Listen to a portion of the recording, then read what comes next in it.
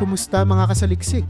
Paano kung ang isang makapangyarihang bansa na kilala sa yaman nitong likas na yaman ay biglang mawalan ng kakayahang tustusan ang sarili nitong mga pangangailangan? Paano kung ang dating maipagmamalaking mga kita mula sa langis at gas ay biglang bumagsak habang ang malalaking korporasyon ay nag-aalisan at ang sariling pera ng bansa ay nawawalan ng halaga? Sa harap ng naglalagablab na mga gastos ng digmaan at malawakang pagbagsak ng ekonomiya, paano makakabangon ang isang estado na tila naubusan na ng bala hindi lang sa larangan ng labanan, kundi pati na rin sa larangan ng ekonomiya? Sa kabila ng impresyong kayamanan ng Russia, ang malawak nitong langis, gas at mga mineral, hindi nito nakaligtasan ng matinding gastusin ng opensibang militar sa Ukraine. Kada araw na ginugugol ng Russia sa digmaan ay nagdadala ng napakalaking gastusin. Mula sa halaga ng mga artillery shell at missile na patuloy na pinapalabas hanggang sa sweldo at benepisyo ng libo-libong sundalo. Ayon sa mga pagtatantiya, bilyon-bilyong dolyar ang ginugugol araw-araw upang patakbuhin ang kanilang kampanya. At sa gitna ng matinding paglaban ng Ukraine, tila ang bawat sentimo ay nasasayang habang hindi nila nakukuha ang nais nilang resulta. Hindi lang sa larangan ng militar nararamdaman ang pagbagsak ng ekonomiya. Matapos ang mga unang buwan ng opensiba, mabilis na nagpatupad ng mga parusa ang mga bansang kanluranin. Ang mga ito ay tumama hindi lang sa mga lider ng Russia, kundi pati na rin sa malalaking negosyo, bangko, at sektor ng enerhiya ng bansa. Ang ilan sa mga pinakamalalaking assets ng Russia sa ibang bansa ay na-freeze. Ang mga bangko nito ay tinanggal sa global financial systems na nagdulot ng mas mahirap na access sa pandaigdigang merkado. Sa ganitong kalagayan, ang dating kalakasan ng ekonomiya ng Russia, ang langis at gas, ay hindi na maipagmamalaki dahil sa pagbawas ng pagbili ng Europe sa kanilang mga produkto. Bumagsak ang kita ng Moscow mula sa mga dating pinagkakakitaan nito. Ang pagkawala ng malalaking trading partners at ang kahirapan sa pagbenta ng mga produkto sa ibang bansa ay naglagay ng matinding presyon sa ekonomiya ng Russia. Kasabay ng paghina ng sektor ng enerhiya, isang malawakang paglayas ng mga internasyonal na kumpanya ang nasaksihan sa Russia. Ang mga malalaking pangalan mula sa iba't ibang industriya, mula sa teknolohiya hanggang sa consumer goods, ay nagdesisyong itigil ang kanilang operasyon sa bansa. Ang mga pag-alis na ito ay nagresulta sa pagkawala ng trabaho para sa libu-libong mamamayan. At higit pa rito, nabawasan ang kompetisyon sa lokal na merkado na nagdulot ng mas mataas na presyo ng mga produkto. Ang pagkawala ng mga dayuhang kumpanya ay hindi lamang isang usaping ekonomiko. Ito rin ay naging isang simbolo ng pagbagsak ng pandaigdigang reputasyon ng Russia.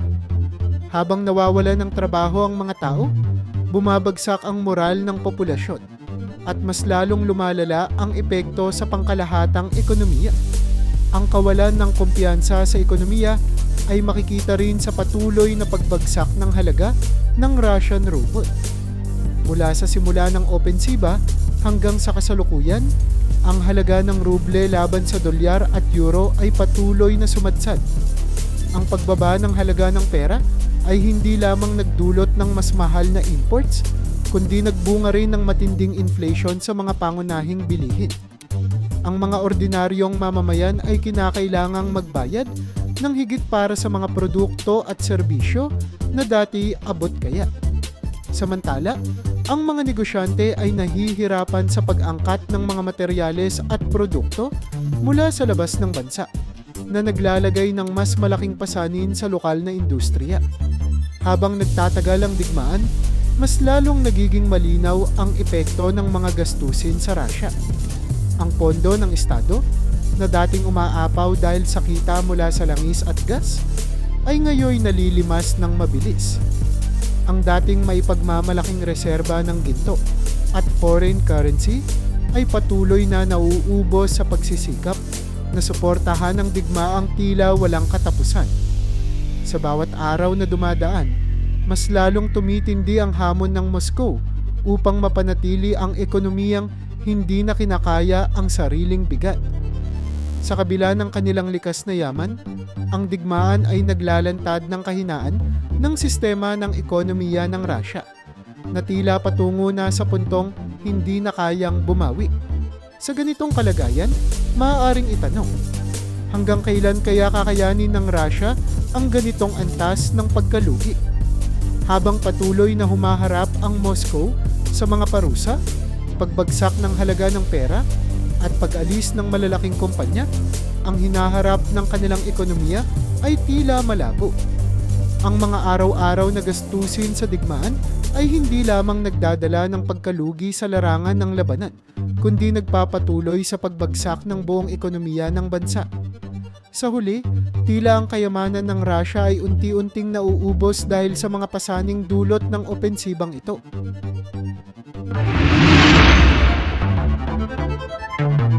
Sa kalagitnaan ng alingasngas ng digmaan, maaari kayang makita ng isang bansang maliit ngunit determinadong manindigan ang malaking pabor na dala ng malawakang suporta mula sa pandaigdigang komunidad. Sa kabila ng tila kawalan ng kakayahan noong una, paano napalalakas ng tulong mula sa iba't ibang bansa ang kanyang depensa at ekonomiya? Habang ang Russia ay nauubusan ng mga rekurso, tila mas dumarami naman ang mga kaalyadong tumutulong sa Ukraine. Ano kaya ang mga dahilan kung bakit tila nakakalamang ngayon ang Ukraine? Isa sa mga pangunahing dahilan ay ang patuloy na daloy ng bilyon-bilyong dolyar na tulong mula sa Estados Unidos, European Union at iba pang kaalyado. Hindi matatawaran ang bigat ng kontribusyong pinansyal na ito. Ang mga bansang kanluranin ay nagbigay ng napakalaking suporta upang masigurong hindi magigipit ang Ukraine sa kanilang kampanya laban sa Russia. Ang perang ito ay nakatulong upang masiguro na ang gobyerno ng Ukraine ay may sapat na pondo para sa kanilang depensa, sa kalusugan ng ekonomiya, at sa kanilang mga serbisyong pampubliko kahit sa gitna ng digmaan. Ang tulong pinansyal na ito ay tila hindi natutuyo at ang patuloy na suporta ay nagbibigay ng lakas ng loob at kumpiyansa sa Ukraine na ipagpatuloy ang laban. Bukod dito, malaki rin ang naging papel ng mga makabagong armas na ipinadala ng iba't ibang bansa. Ang mga advanced weapon systems tulad ng HIMARS, Patriot missiles at drones ay nagpataas ng kakayahan ng Ukraine na depensahan ang kanilang teritoryo laban sa Russia. Ang ganitong modernong mga kagamitan ay nagbibigay ng mas epektibong depensa at lumilikha ng mas maraming tagumpay sa larangan ng labanan. Hindi lamang ito nagpapatibay sa militar ng Ukraine. Nagbibigay din ito ng moral sa kanilang mga sundalo na alam nilang suportado sila ng teknolohiyang dekalidad mula sa kanilang mga kaalyado. Dagdag pa rito, hindi lamang armas ang natanggap ng Ukraine. Napakalaki ng pondong inilaan ng mga pandaigdigang institusyon tulad ng World Bank upang tulungan ang bansa sa ekonomiya at infrastruktura nito. Ang tulong na ito ay napakahalaga upang masigurong patuloy na gumagana ang mga ospital, paaralan at iba pang serbisyong pampubliko. Sa kabila ng kaguluhan, ang gobyerno ng Ukraine ay nagawa pa ring magbigay ng pangangailangan ng kanilang mga mamamayan. At ang tulong na ito ay nagpanatili ng relative stability sa mga lugar na hindi direktang apektado ng labanan. Sa ganitong paraan, natulungan nila ang kanilang populasyon na manatiling matatag at makabangon mula sa mga epekto ng digmaan. Hindi rin may tatanggi ang paglakas ng pandaigdigang koneksyon ng Ukraine. Ang giyera ay naging katalista upang mas maging malapit sila sa European Union at NATO.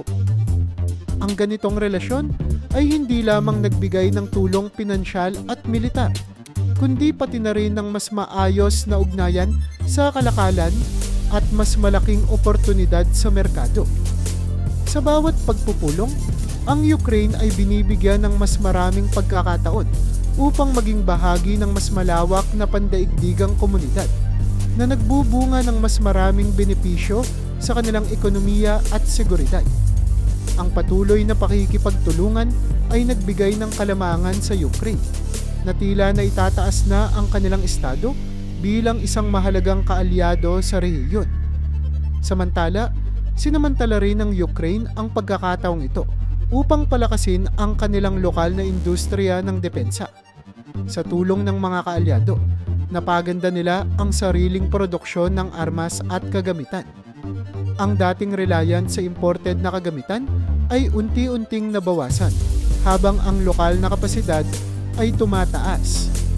Ang ganitong kalagayan ay hindi lamang nagpalakas sa depensa ng Ukraine, kundi nagbigay rin ng mas maraming trabaho at pagkakataon sa kanilang industriya.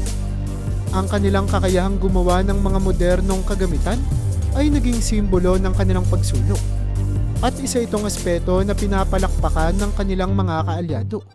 Sa kabuuan, ang lahat ng aspetong ito, mula sa tulong pinansyal hanggang sa modernong armas, mula sa pandaigdigang koneksyon hanggang sa pagpapalakas ng sariling industriya, ay nagbigay ng solidong pundasyon sa Ukraine upang maging mas matatag sa harap ng pagsubok.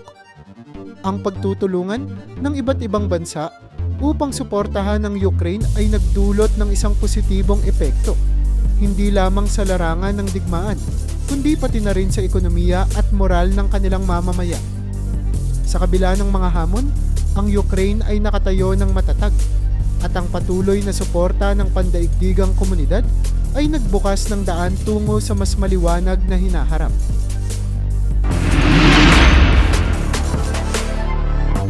Sa gitna ng digmaan, ano ang magagawa ng isang mas maliit na bansa kapag ang mas malakas na kalaban ay nagsisimula ng manghina? Kung ang mga sandata at rekurso ng kalaban ay nasisira o nasasamsam, maaaring maging tanong, paano napapakinabangan ang kahinaan ng kaaway upang bumuo ng sariling lakas? Ang Ukraine, sa kabila ng matitinding pagsubok, ay natututo at nagagamit ang pagbagsak ng Russia para palakasin ang sarili nitong depensa at ekonomiya. Isa sa mga pinakamalinaw na halimbawa ng ganitong kalamangan ay ang pagsamsam ng mga naiwan o na-surrender na kagamitan ng Russia. Sa mga labanan, maraming sandata at military equipment ng Russia ang napupunta sa kamay ng Ukraine. Ang mga ito ay hindi lamang simpleng tropyong pandigma, kundi mga kapaki-pakinabang na gamit na maaaring gamitin pabalik laban sa Russia. Ang mga naiwang tank, artillery, at iba pang heavy equipment ay naging mahalagang bahagi ng arsenal ng Ukraine.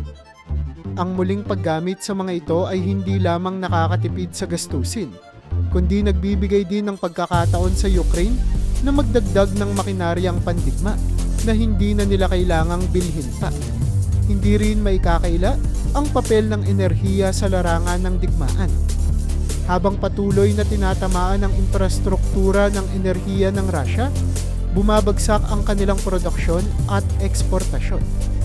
Ang mga pasilidad at pipeline na inaasahan ng Russia para sa kita ay napipinsala, dahilan upang mabawasan ang kakayahan nilang makabawi sa kanilang lumulubog na ekonomiya. Sa kabilang banda, ang Ukraine, na tumatanggap ng tulong mula sa mga kaalyado, ay nagiging mas independent sa aspeto ng enerhiya. Sa tulong ng iba't ibang bansa, nakukuha ng Ukraine ang kinakailangang gas at langis upang mapanatili ang kanilang ekonomiya at militar.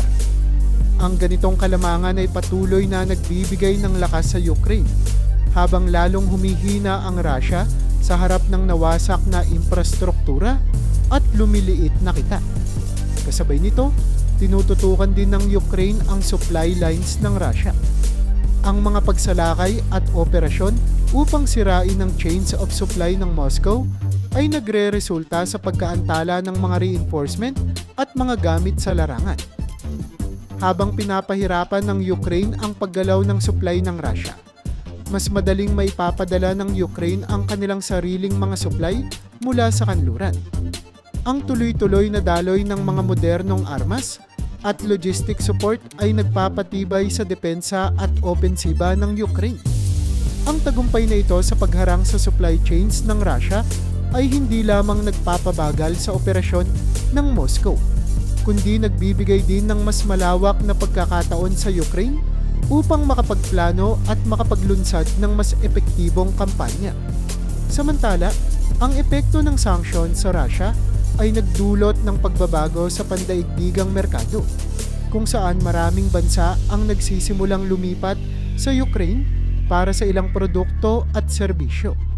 Ang dating ekonomiyang umaasa sa Russia ay unti-unting bumabaling sa Ukraine bilang bagong partner sa kalakalan. Sa ganitong paraan, ang Ukraine ay nagiging mas integrated sa pandaigdigang ekonomiya, habang ang Russia naman ay patuloy na nawawalan ng mga kasosyo. Ang mga bansang umaasa sa enerhiya ng Russia ay naghahanap ng alternatibo, at sa ilang kaso, ang Ukraine ang nagiging pangunahing pagpipilian. Ang ganitong pag-agaw sa ekonomiyang koneksyon ng Russia ay nagpapalakas sa posisyon ng Ukraine sa pandaigdigang merkado. Habang bumabagsak ang exports ng langis at gas ng Russia, nakakatanggap naman ang Ukraine ng murang enerhiya mula sa iba't ibang bansa. Ang mga bansang kanluranin at iba pang mga kaalyado ay nag-aalok ng murang langis at gas upang matulungan ang Ukraine na mapanatili ang kanilang ekonomiya. Sa ganitong kalagayan, mas nagiging madali para sa Ukraine na mapanatili ang kanilang produksyon at serbisyo, habang ang Russia ay tuluyang bumabagsak sa pandaigdigang merkado ng enerhiya.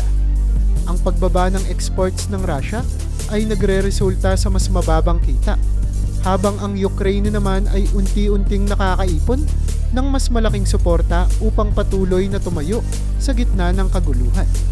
Ang lahat ng aspektong ito, ang pagsamsam ng mga sandata, paggamit ng enerhiya, pagsira sa supply chains, pang-aagaw ng ekonomiyang koneksyon, at pagkakaroon ng murang enerhiya ay nagbigay ng mahalagang kalamangan sa Ukraine. Sa harap ng matinding pagsubok, nagamit nila ang bawat kahinaan ng Russia upang bumuo ng mas matibay na pundasyon para sa kanilang sariling pag-unlad. Habang ang Moscow ay patuloy na nagdurusa sa epekto ng digmaan, sanctions, at pagbagsak ng kita mula sa enerhiya, ang Ukraine naman ay patuloy na lumalakas at nagiging mas matatag bilang isang independenteng bansa.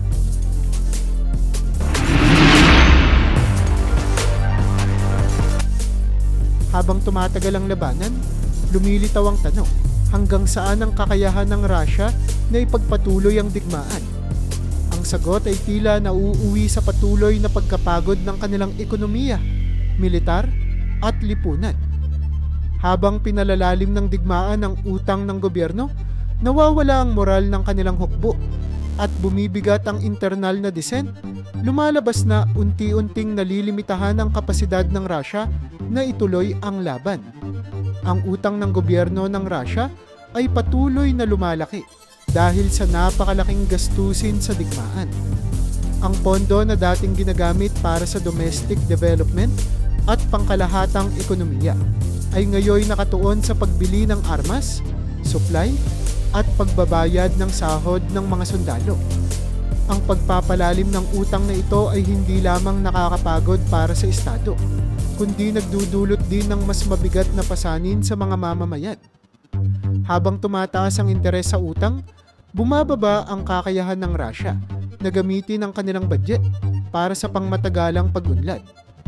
Ang ganitong kalagayan ay nagpapahiwatig na kung magpapatuloy ang labanan, mas lalong mapuputulan ng resources ang Russia at ang pag-asa para sa ekonomiyang pagbawi ay magiging mas mahirap abutin.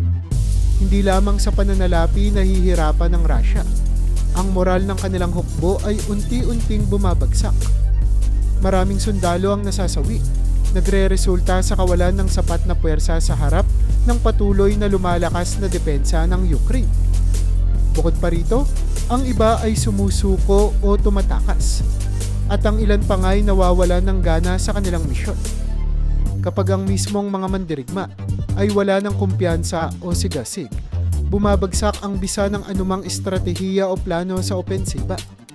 Hindi maitatanggi na ang kawalan ng moral ay nagpapahina sa kabuuang puwersa ng militar ng Russia, at sa kalaunan nagiging hadlang ito sa kakayahan nilang ituloy ang digmaan sa mahabang panahon.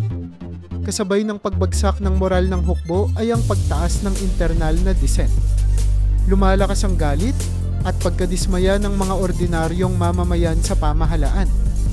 Ang matinding inflation, pagbaba ng halaga ng ruble, at kawalan ng sapat na oportunidad sa trabaho ay nagiging dahilan upang questionin ng maraming Ruso ang kahalagahan ng patuloy na labanan. Bukod sa masa, may mga oligarko at business elite na nawawalan na rin ng pasensya. Ang mga ito, na dating malapit sa Kremlin, ay nakakaranas ng malalaking pagkalugi dahil sa mga parusa mula sa ibang bansa at sa pagbagsak ng domestic market. Ang ganitong kalagayan ay nagpapahiwatig na ang mga puwersa mula sa loob ng bansa ay maaaring maging isa pang hamon para sa gobyerno. Ang pagtaas ng internal na tensyon ay nagdadagdag sa bigat ng krisis at mas pinapahirap nito ang sitwasyon ng Russia sa gitna ng isang matagalang digmaan. Bukod dito, ang pagkawala ng suporta mula sa ilang kaalyado ay isa pang maselang aspeto. Ang mga bansang tulad ng China at India na inaasahan ng Russia na magiging matatag na katuwang ay unti-unting nagiging mas maingat sa kanilang mga hakbang. Bagamat hindi nila lubusang tinalikuran ng Russia, ang kanilang pagbawas ng suporta o mas maingat na pakikitungo ay nagdudulot ng mas malaking hamon para sa Moscow. Nangangahulugan ito na ang Russia ay nawawalan ng alternatibong mga kaalyado na maaaring tumulong sa kanila upang umiwas sa mga sanctions. Sa kalaunan, ang kakulangan ng solidong suporta mula sa mga malalaking bansa ay maaaring humantong sa mas matinding paghihirap, lalo na sa mga aspekto ng kalakalan at teknolohiya. Kapag hindi na naramdaman ng Russia ang seguridad na dulot ng pandaigdigang suporta, mas mahihirapan itong panatilihin ang kanilang kampanya. Sa kabila ng lahat, ang kawalan ng modernong armas at ang kawalan ng kakayahan ng industriya ng Russia na makagawa ng mga bago ay ang isa sa mga pinakamalalaking hadlang sa kanilang hinaharap. Habang ginagamit nila ang natitirang makabagong kagamitan sa patuloy na opensiba, ang kakulangan sa supply ay nagiging mas malinaw. Ang mga production line na apektado ng sanctions at kawalan ng mga imported na teknolohiya ay nagre-resulta sa mas mabagal na paglikha ng mga kinakailangang armas. Ang pagbawas sa reserbang modernong armas ay isang seryosong problema na direktang nakakaapekto sa kakayahan ng Russia na lumaban sa isang modernong digmaan. Kapag naubos na ang kanilang pinakamahuhusay na sandata, mahihirapan silang magpanatili ng parehas na antas ng operasyong militar. Ang ganitong kalagayan ay nagiging isang kritikal na tanong. Kung wala ng mga modernong sandata, paano maipagpapatuloy ng Russia ang laban? Sa kabuuan, ang lahat ng ito, ang paglaki ng utang, pagbagsak ng moral ng hukbo, pagtaas ng dissent mula sa loob, pagkawala ng solidong suporta ng mga kaalyado, at pagkawasak ng kakayahang militar, ay nagpapakita ng mga palatandaang mahirap panatilihin ng Russia ang digmaan sa mahabang panahon. Ang bawat aspekto ng kanilang ekonomiya at lipunan ay tila humihina, at habang tumatagal ang labanan, lalong tumitindi ang mga hamon. Hanggang kailan kakayanin ng Russia ang digmaan? Ang sagot ay tila nagiging mas malinaw. Habang nagpapatuloy ang mga suliranin, mas nagiging mahirap para sa Moscow na magpatuloy, at sa huli, tila papalapit na sila sa limitasyon ng kanilang kakayahan.